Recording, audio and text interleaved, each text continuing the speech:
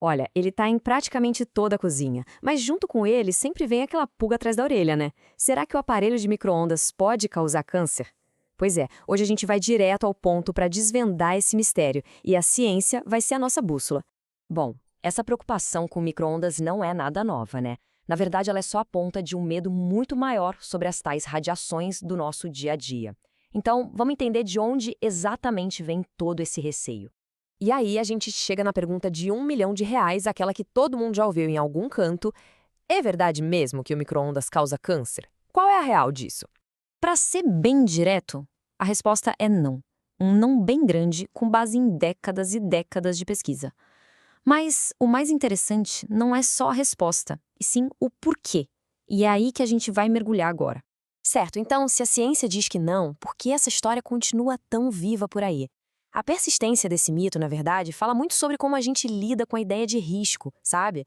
Pensa só, em 2018, lá no Reino Unido, pesquisadores das universidades de Londres e Leeds resolveram investigar isso.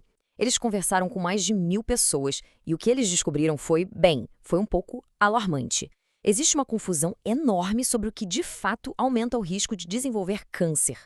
E olha que impressionante o resultado. As pessoas simplesmente não reconheciam quase metade dos riscos reais comprovados pela ciência. Coisas como dieta ruim, consumo de álcool, mas, ao mesmo tempo, tinham uma fé quase inabalável em mitos sem nenhuma base, como o do micro-ondas.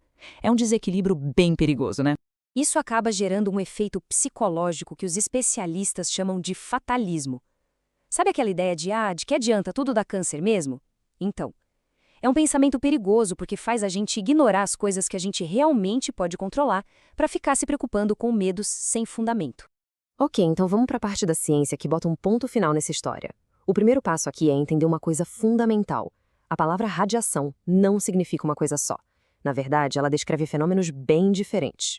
Basicamente, a gente pode dividir a radiação em dois grandes grupos. De um lado, a radiação ionizante. Pensa nos raios X. Essa é a turma dos pesos pesados. Ela tem energia de sobra para bagunçar nossas células e até danificar o DNA. Do outro lado, tem a turma da radiação não ionizante. Aqui entram as ondas de rádio e as micro-ondas. Essa turma simplesmente não tem força para causar esse estrago a nível molecular.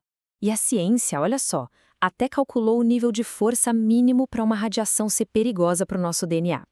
Esse número é de 12,4 elétron-volts. Pensa nisso como uma unidade de potência do soco. Para quebrar uma molécula de DNA, o soco tem que ter no mínimo essa força. E agora, a parte mais importante.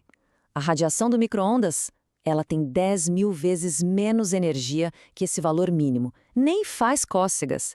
É por isso que, do ponto de vista da física, é simplesmente impossível que ela cause o tipo de dano no DNA que pode levar ao câncer.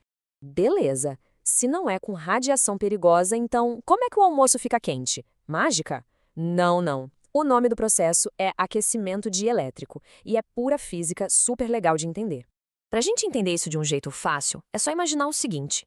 Cada moléculazinha de água que tem na comida é como se fosse um ímã minúsculo, sabe? Com um lado positivo e um negativo.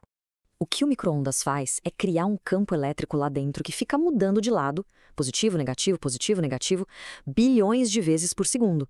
E aquelas moléculazinhas de água, que são como ímãs, ficam loucas tentando acompanhar essa dança, girando sem parar.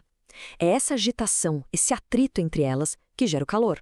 A comida esquenta por fricção. Simples assim.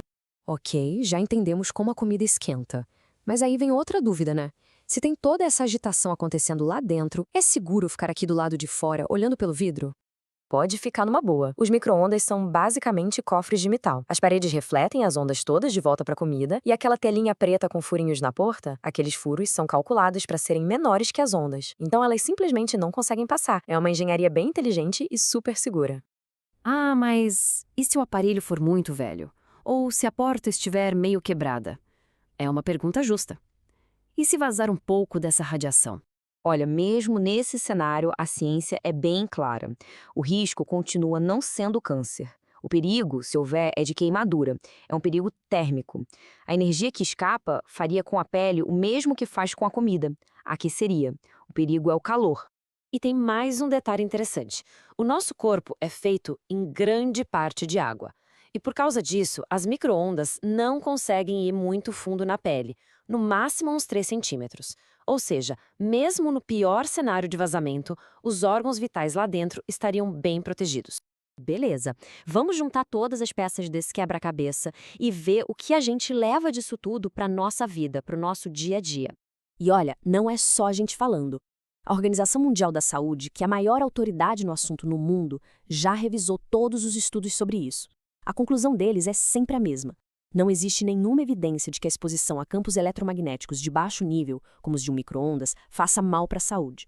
Então, para resumir a história, a física básica impede que as micro-ondas causem câncer. Ponto. Elas não contaminam a comida com radiação.